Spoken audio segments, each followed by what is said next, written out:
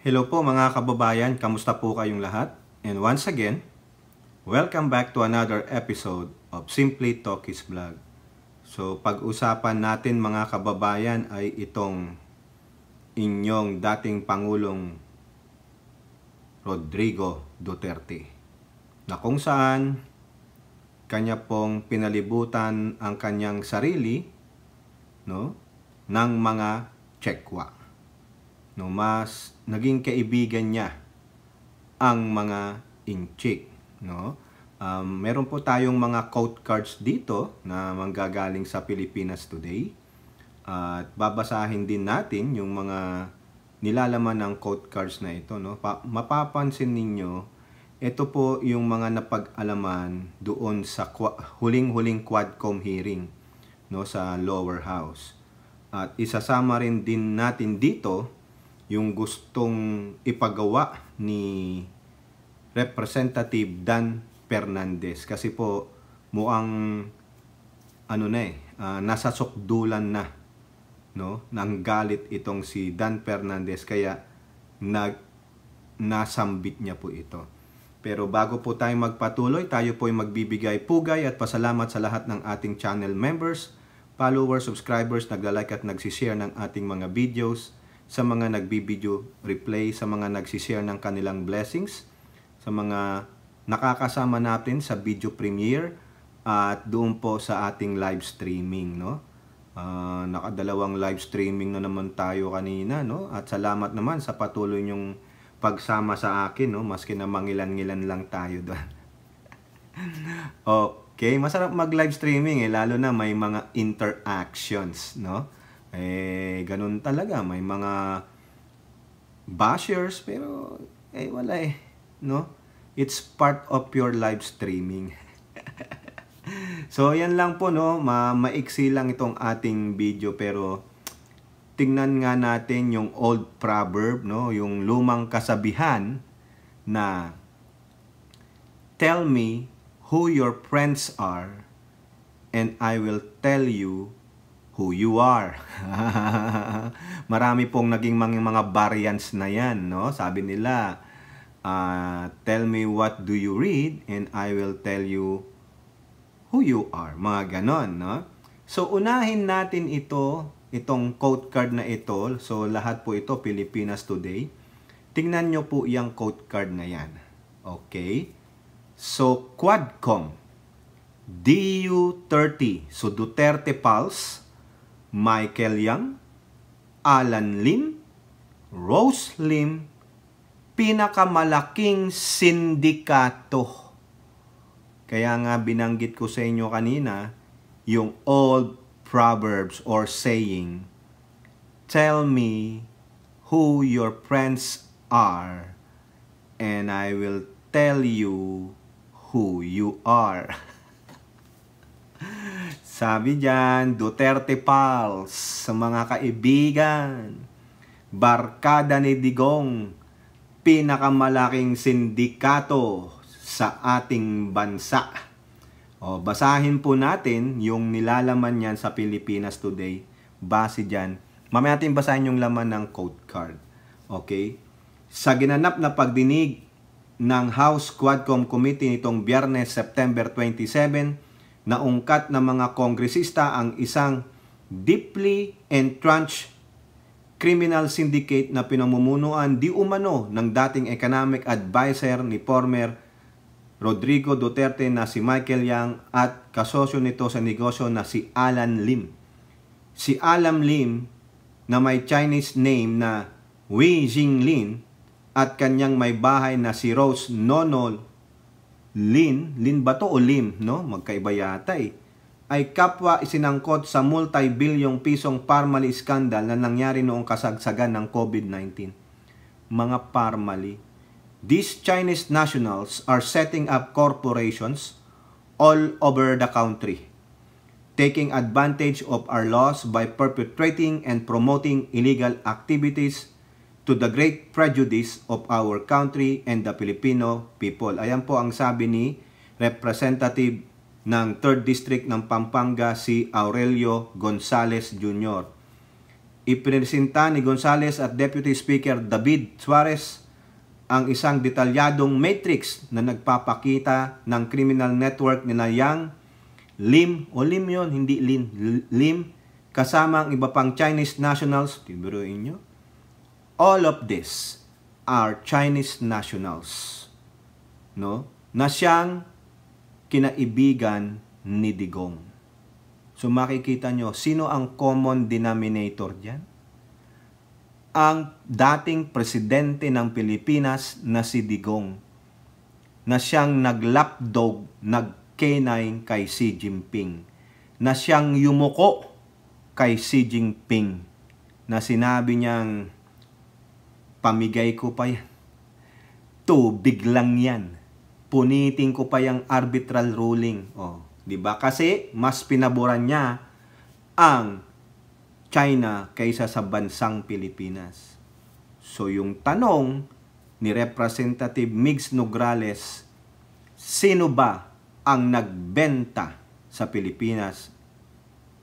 Nagbenta ng Pilipinas sa China? Tapos yung sinasabi nila sa kanilang mga rallies, prayer rallies, Philippines is not for sale. Ano tong larawan na to? Ano yung sinurround ni Digong ang kanyang sarili ng mga Chekwa?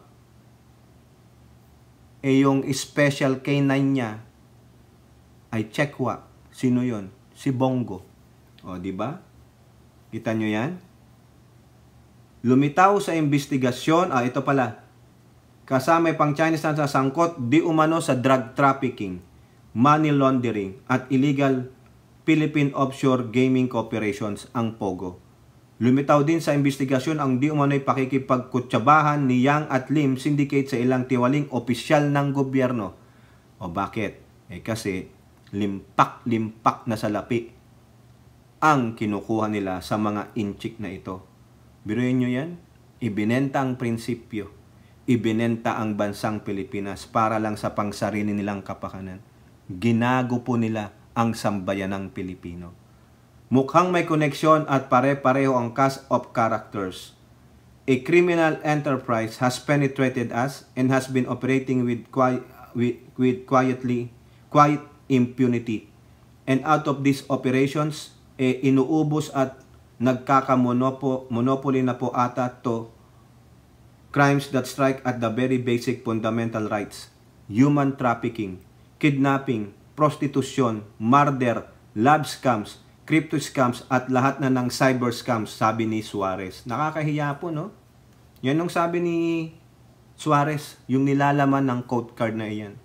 So, tandaan ninyo, yung kayabangan ni Digong, yung kanyang kasinungalingan, no? Sabi niya, paano niya binaboy ang Western powers, yung pala makikiapid sa mga Chekwa, na siyang pang tumarantado sa mga Pilipino, na siya pang mga tumarantado sa ibang lahi.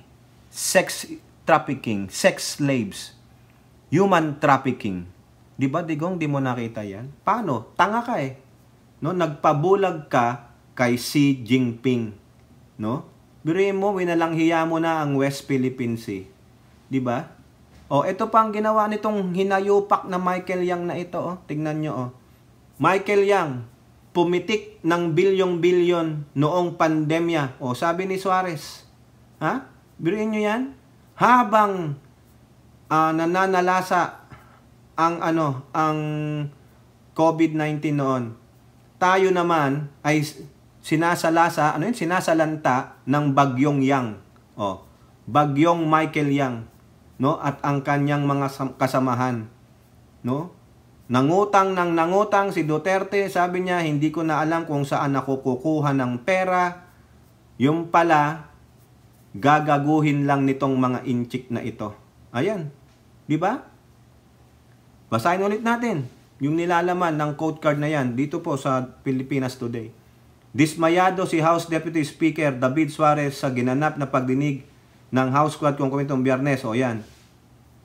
Nagalit si Suarez dahil sa sinamantala ni Michael Yang ang paghihirap ng sambayanang Pilipino na lumalaban sa panahon ng COVID-19. Flashback muna tayo at balikan po natin si Michael Yang nang lumutang doon sa Parmali Senate hearing and investigation. It was established during the Senate hearings 3 years ago na itong si Michael Yang ang financer ng Parmali when it was involved in the procurement of face mask and PPE. Sinamantala po nila, biruin nyo. Ginago tayo nitong mga inchik na ito. So paano kayo ngayon magtitiwala sa mga inchik na nandyan? Matagal na tayong ginagago ng mga inchik. Pinaglalaruan lang tayo sa sariling bayan natin. Diba? So ano gagawin nyo dyan? Ha? Palanguyin nyo na sila ng pabalik ng China ng West Philippine Sea. Mga hinayupak. Hanggang ngayon naghahari-harian sila dyan sa West Philippine Sea. Pero walang ginagawa gobyerno eh. Tamil-mil. No?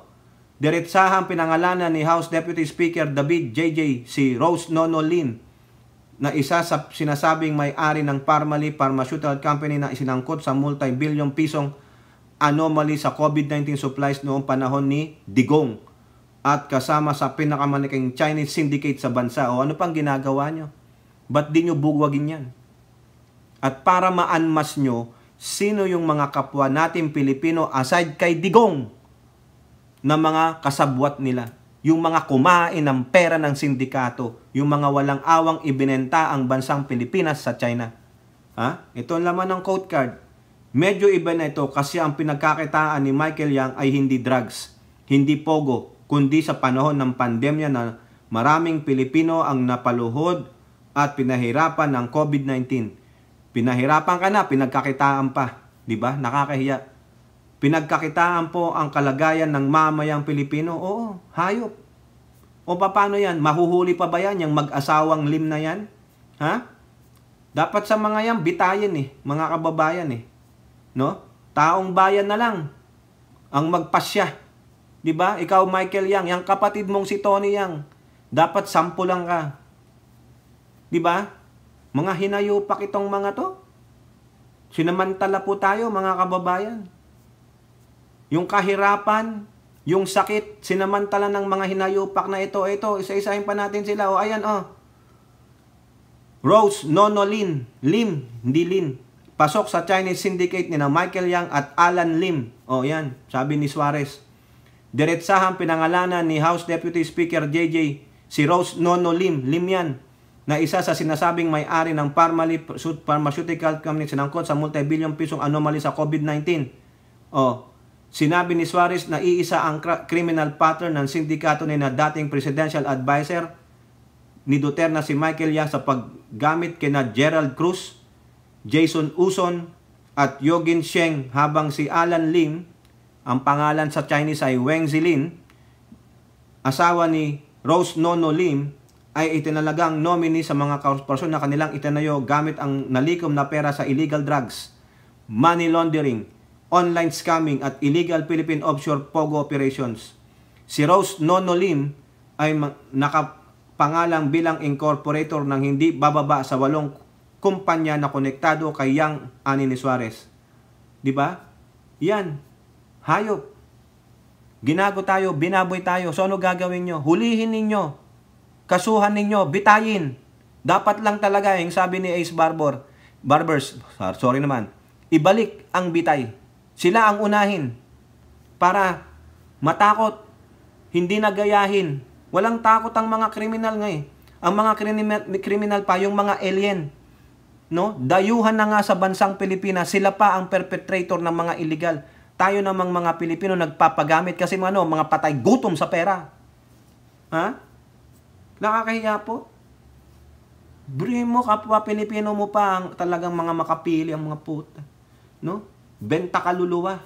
Walang pakialam. Tingnan yung ginawa nyo ngayon. Mga hinayo pa kayo. No? Kayong mga sangkot dyan, baka may mga kapulisan pang mga hayop, di ba? Ito pa, matindi. Isa-isahin natin, mga kababayan, yung mga siniwalat ni David Suarez.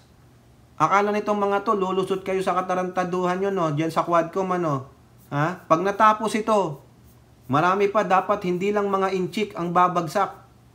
May mga Pilipino dyan, may mga matataas na opisyal sa gobyerno. No? Hindi na kayo nahiya, mga hinayo pa kayo. O, ito pa sabi ni David Suarez, o. Ha? Rose Nonolin. Lim, ha? Lim. Ng Parmali Scandal. Nasa likod ng Pogo. Patay ka. Ha? Eto. Malapit ang koneksyon ni Rose Nonolim sa mga pangunahing karakter sa criminal enterprise na tinukoy ni na House Deputy Speaker Suarez at Dong Gonzales na si Michael Yang, dating Presidential Economic Advisor ni Digong. Mukhang may koneksyon at pare-pareho ang cast of characters. A criminal enterprise has penetrated us and has been operating with quiet impunity. O ayan, nakakahiya po kayo. Di pa? Ang dami nito. Kabilang sa sangkatutak na kumpanyang na-impluwensyahan ni na Yang Lim at Rose Nono Lim ang Brick Hearts Technology Incorporated na hinihinalang sangkot sa ilang kaso ng kidnapping at konektado naman sa Sionway Technology Corporation Limited, isang Pogo na ayon kay Suarez ay naging entry point ng Pogo sa Pilipinas. Hayop na Pogo yan. Dapat lang talagang matanggal na kayo. No? Ay, nako, konektado pala ito sa ano? Ha? Konektado rin sa Brick Hearts at Senguling ang Bopu, yung nasa Bamban, Lucky South, sa Porac. O, yari na. Si Yang ang financer ng Parmali. O, kakahiya talaga. Hanapin nyo si Yang, ibalik nyo sa Pilipinas yan. Kakahiya mga kababayan eh. Ha? Visit. Sino?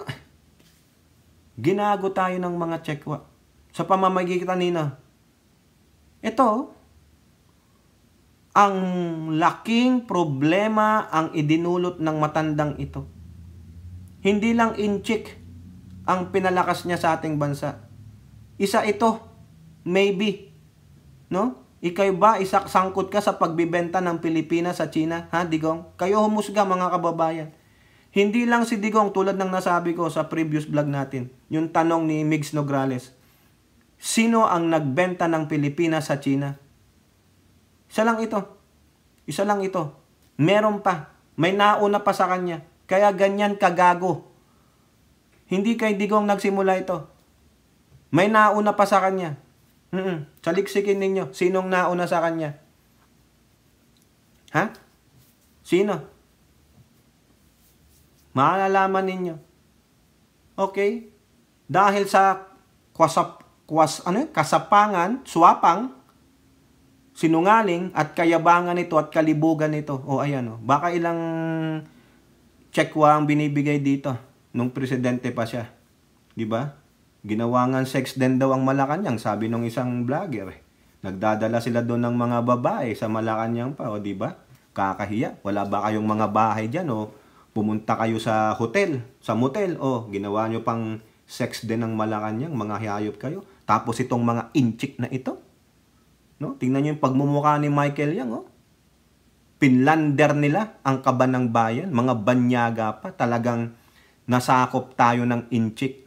O, pero kayo, tuwang-tuwa naman kayo sa inchik, di ba? Binabalahura na kayo, sige, binuyang-yang nyo pa, ni-rape na kayo ng husto.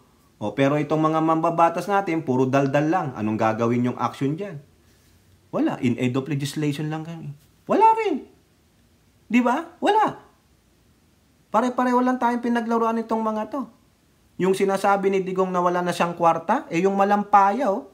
Hindi naman tumigil ang pagdidrill niyan. Milyon ang kinikita niyan. Kada buwan. O, nasaan ang pera ng malampaya?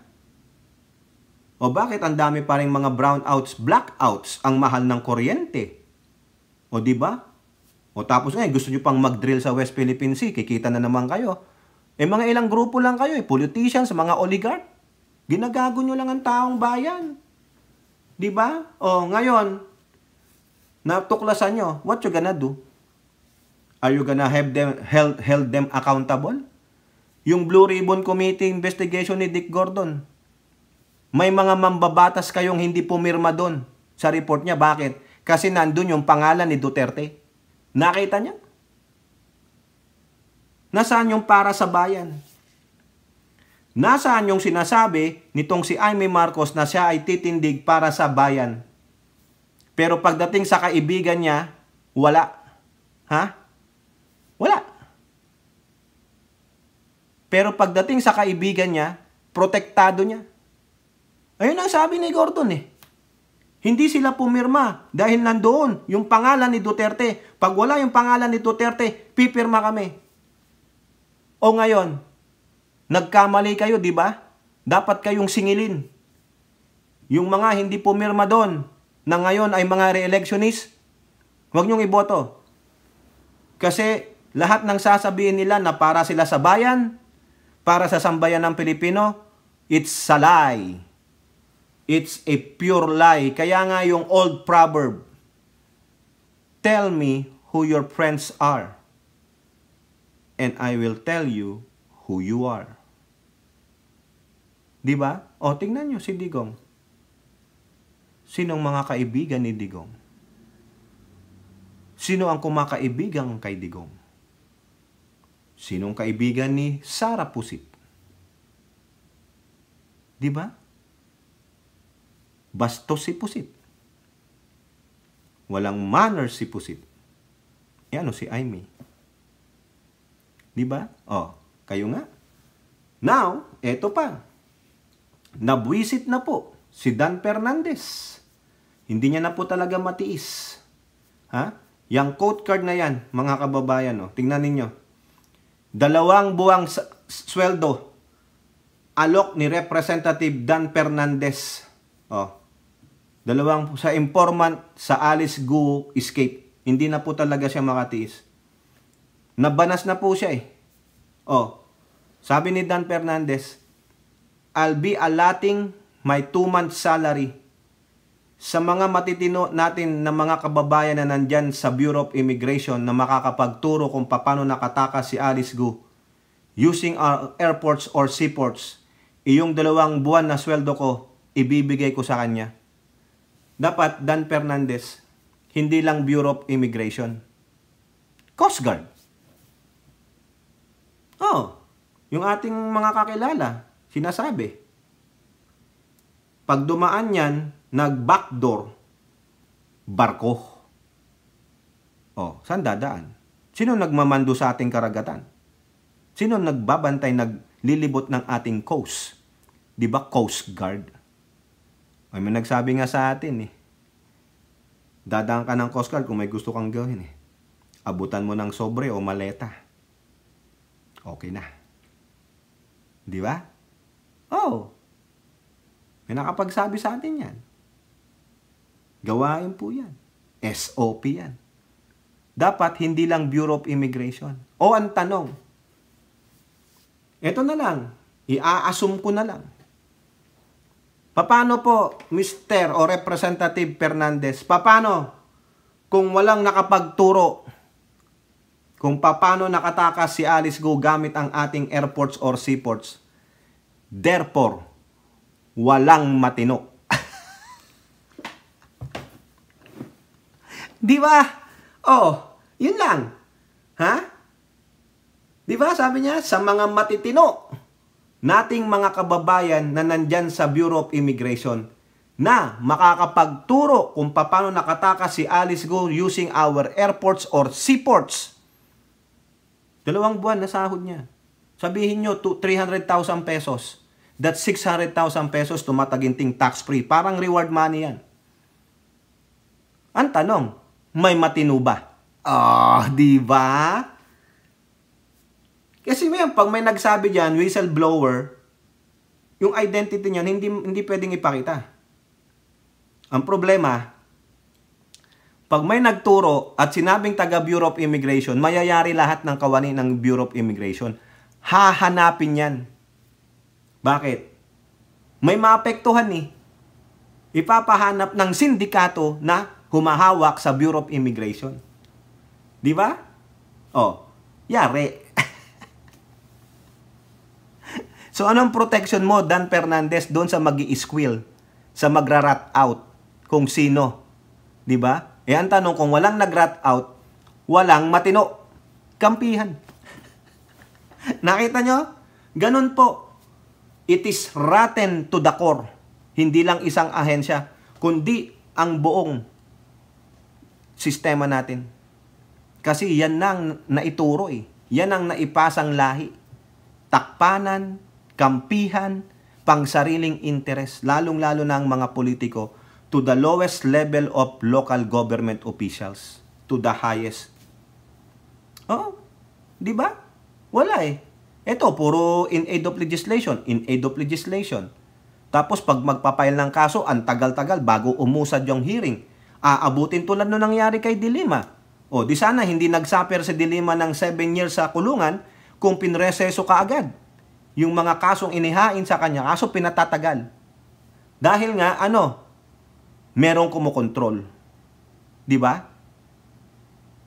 O, hindi naman sa sa pagko-compare dito sa ibang bansa.